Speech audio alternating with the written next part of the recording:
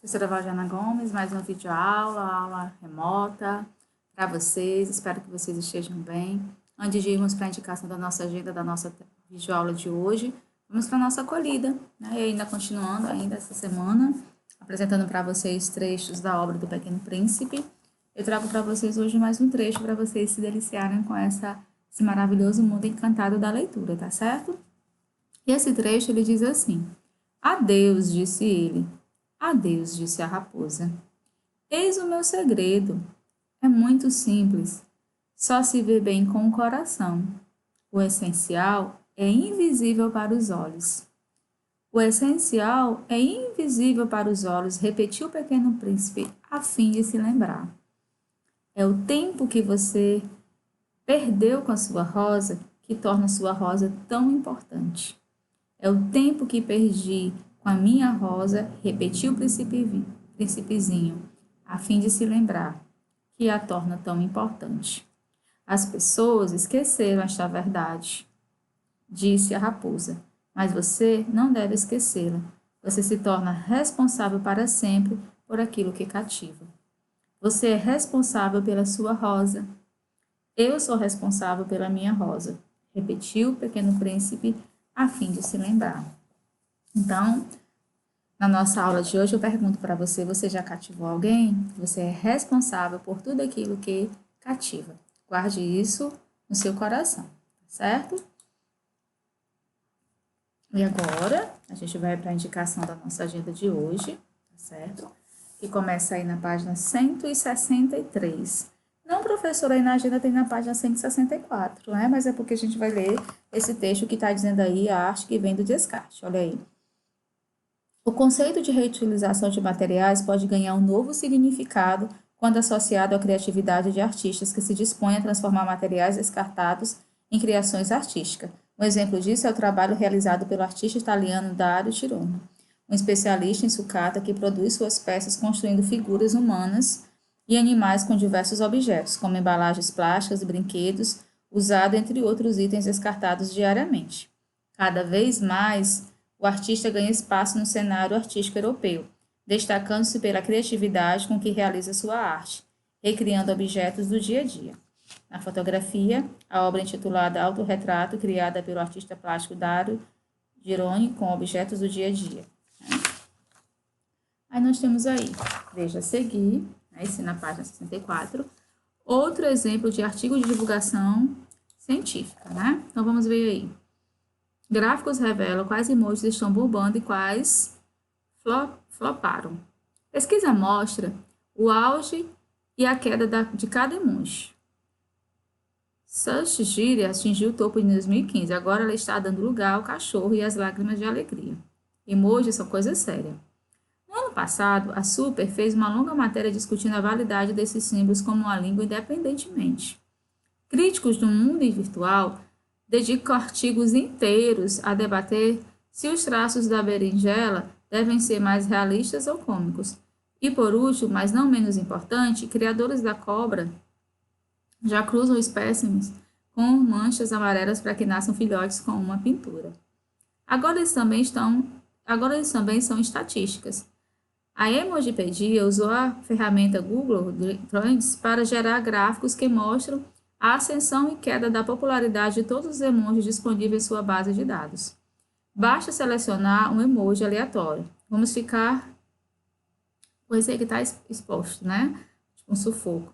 Entrar em sua página e enrolar a tela, até o subtítulo. Onde está o gráfico? A curva é construída com base no número de pessoas que jogaram o símbolo no mecanismo de busca do Google nos últimos 5 anos. Até aqui nada demais.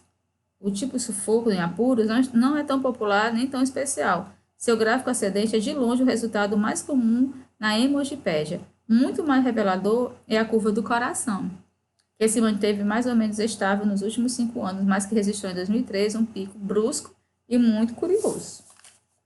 Olha aí, né?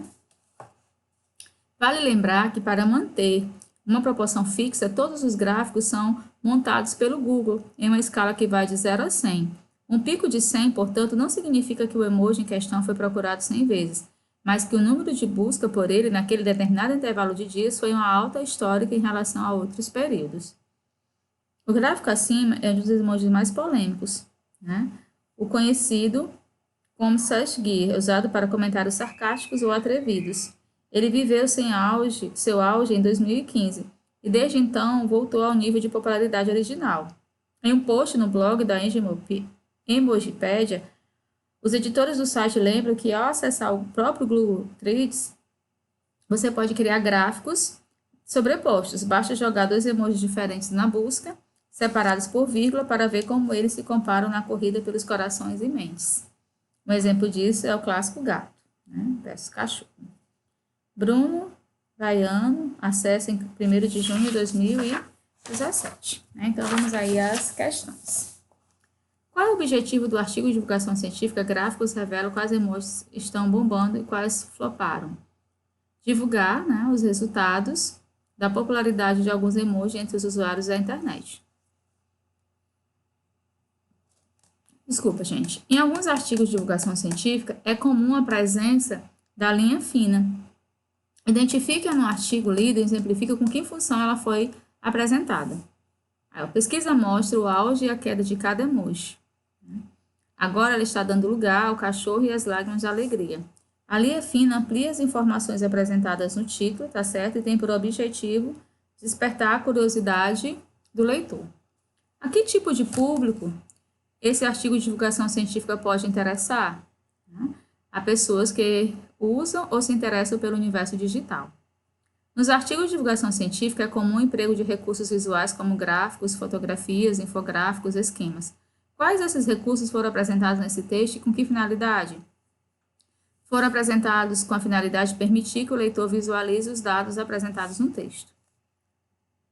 Os artigos de divulgação científica costumam apresentar alguns elementos próprios de textos jornalísticos, como citação de autoridade no assunto, dados estatísticos, exemplificações. Leia o trecho a seguir.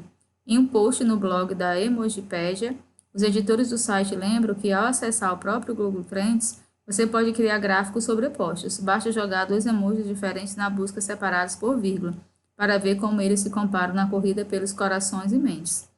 Nesse trecho, o autor recorre a que recurso presente em textos jornalísticos? Explique. Ele recorre à citação, no caso indireta, de editores da Emojipédia, com o fim de dar mais credibilidade às informações apresentadas. O objetivo dos artigos de divulgação científica é apresentar aos leitores não especialistas pesquisas e descobertas sobre um assunto de determinada área do conhecimento, como ciência, tecnologia, história, arqueologia, entre outras. A qual área do conhecimento cada um dos artigos de divulgação científica lidos pertence? O artigo coleta seletiva de lixo implantada em condomínio residencial, como forma de educação ambiental, se refere à área da ciência, e o artigo gráfico revela quais emojis estão bombando e quais floparam, se refere à área da tecnologia. Então, repetindo, o artigo coleta de lixo implantada em condomínio residencial, como forma de educação ambiental, se refere à área da ciência. E o artigo gráficos revelam quais emojis estão bombando e quais floparam, se refere à área da tecnologia. Os dois artigos foram publicados em sites, Canal Ciência e no da revista Super Interessante. O público desses sites é o mesmo? Explique. Não, pois o Canal Ciência é voltado para pessoas que se interessam por temas relacionados a essa área específica do conhecimento. Já o site da revista Super Interessante tem como leitor o público em geral, pois apresenta temas interessantes relacionados a diversas áreas do conhecimento. Em que outros veículos esses artigos podem ser vinculados? Revistas especializadas e jornais. Em relação ao público dos sites, certo? E a linguagem empregada no texto lido, responda. Quais os artigos apresentam expressões que se caracterizam por registro informal? Com que intenção isso foi feito? O artigo gráfico revela quais emojis estão bombando e quais floparam, que apresentam no título das palavras bombando e floparam, muito comum em situações informais na internet. Essa marca da informalidade é empregada para se aproximar dos leitores e atraí-los para o assunto a ser apresentado. Qual dos artigos apresenta principalmente o registro formal? Qual é a revelação entre o uso desse registro e o suporte em que foi vinculado? O artigo coleta seletiva de lixo implantada em condomínio residencial como forma de educação ambiental, que trata de um assunto mais sério, e foi publicado em um veículo cujos leitores são pessoas que se interessam por ciência. Né? Bem interessante, tá certo? Aí vem para a página 169, né? Aí, dependendo do contexto, a palavra impactos pode apresentar os sentidos ao lado. Qual dessas palavras apresenta o sentido de impactos no texto lido? Abalo, né? Relacione as frases com o sentido correto do verbo para arrumar cada situação. Aí você vai ter como resposta aí nos círculos, né? 6, certo? 8, 4, 1, 3, 5 e 7.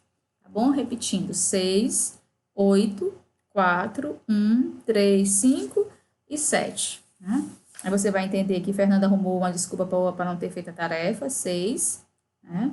Que é o sentido de conceber ou inventar. A criança já se arruma sozinha sem a ajuda dos pais. 8, aprontar-se ou ajeitar-se.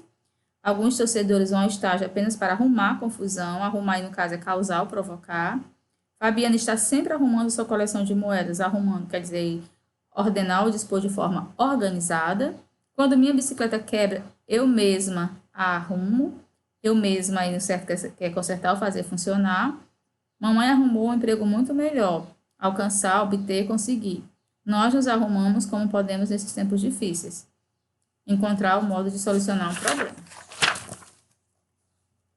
Que significado a palavra mexer? Que significado a palavra mexer apresenta nesse contexto? De ter contato, tá bom? Lê as frases a seguir e escreva o significado do verbo mexer em cada uma delas. Olha aí, seu tio é tão engraçado, ele mexe com todas as pessoas. Brinca, provoca, né? Ouvi dizer que a irmã da Paula mexe com a advocacia, trabalha. Em qual dessas frases o verbo mexer apresenta o mesmo sentido presente no texto acima? Ouvi dizer que a irmã da Paula mexe com a advocacia. Que outro significado você conhece para o verbo mexer? Né? Revirar, misturar, alterar, modificar. Que sentido o termo botar apresenta nesse contexto? O sentido de colocar, pôr. Que outra palavra pode substituir adequadamente o verbo botar nesse trecho? Pôr, colocar, tocar, tacar fogo. Que semelhança há entre o sentido expresso pelas palavras figurinos e uniforme? Ambas se referem a tipos de vestimenta, tá certo? Por que Paty corrige mais quando ela diz que o time não tem figurino? Porque figurinos são roupas utilizadas de dança ou teatro. Já as vestimentas de times esportivos são chamadas de uniformes. Que efeito a troca de palavra causa na tirinha? Ela causa humor, né? É a realização da sua interpretação do seu riso. Identifique qual das palavras a seguir é a mais adequada para completar o sentido do que o personagem estão dizendo no primeiro e terceiro quadrinho. Aí vocês vão dizer, né? Escapar, secreta. Né? A do meio. E por fim, né, você vai dizer aí, analisando o contexto em que esse adjetivo foi empregado no poema, é possível aplicar a definição acima dele? Não, né? Pois segundo o contexto, o adjetivo está se sentindo figurado, no sentido figurado, conotativo e significa sem graça, inexpressivo. Tá certo, gente? E agora sim, né? A gente conclui o nosso livro de redação, tá certo? E eu peço, assim, toda a atenção do mundo para a gente relembrar aqui um pouquinho da literatura de cordel, que é uma modalidade impressa de poesia que já foi muito estigmatizada, mas hoje em dia é bem aceita e respeitada, tendo inclusive a Academia Brasileira de Literatura de Cordel, devido ao linguajar despreocupado, regionalizado e informal utilizado para a composição dos textos. Essa modalidade de literatura nem sempre foi respeitada, a produção poética e a prosa. No Brasil prevalece a produção poética, mas em outros locais nota-se a forte presença da prosa. A forma mais frequentemente utilizada é a redondilha maior, o verso de 7 sílabas poéticas. A estrofe mais comum é de 6 versos, e o esquema de rimas mais comum é esse aí, A, B, C, B, D, B. Né? Certo? A gente lembra que ela vai ter uma variedade linguística, de época para época, de região para região, de grupo social para grupo social e de situação para situação. O conhecimento, a análise e o confronto de opiniões sobre as diferentes manifestações de linguagem devem ser respeitadas e preservadas como construções simbólicas e representações da diversidade social, histórica e cultural. Certo? Vai ser postada aí na plataforma para vocês uma leitura de cordel, né? A resolução das atividades em PDF. Não precisa anotar as respostas, você pode anotar, não precisa copiar as perguntas, você pode anotar só as respostas, tá certo? De maneira bem organizada no seu caderno. E a gente volta na próxima aula com a correção dessa atividade PDF que vai estar disponível lá na plataforma Classroom, certo? Então, a gente encerra por aqui, por hoje. Espero que vocês estejam bem, que tenham gostado da nossa aula, tenham feito a correção. E a gente se encontra na nossa próxima videoaula, se Deus quiser.